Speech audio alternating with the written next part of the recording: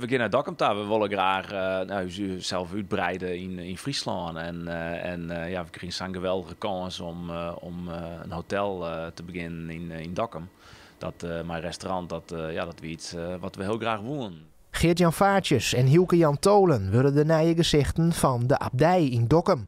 Het tweetal is bekend van proeflokaal aan tafel en een grand café in Wergeer. Voor Vaartjes is het weer een nieuwe uitdaging in eigen loon. Ik ga hier in Boeteland zitten, dus best wel een lange tijd. En ik denk dat je dan, als je weer komt, sorry wat van moois we je al je ha.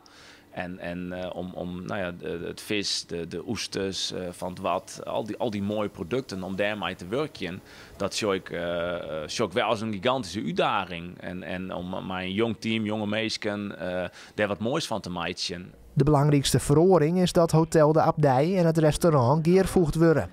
De Oronieren bestierde chef Michael Roest het restaurant, de Waard van Dokkum. Maar zijn contract is toch de eigenaars op zijn. Hij gaat zijn eigen wij wij gaan een geweldige kans krijgen om daar wat moois deel te zetten. De Abdij is in Dokkum bekend als een chique tent.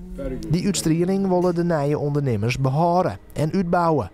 Vooral de combinatie hotel-restaurant biedt kozen, die ze in Wergeer nou missen. Wat mensen hier komen en die komen uit België, Duitsland, uit eigenlijk heel Europa bijna. Ja, dan is het altijd met mijn taxi waarom. Maar het restaurant is natuurlijk een groot voordeel. Gasten kunnen daar zitten blijven en die kunnen naar boven gaan. Ja, dat is natuurlijk dat is een plus. Het personeel van de abdij is juist er jong bijpraten over de verhoringen. Van 9 november aan nemen Vaartjes en Tolen de abdij oer.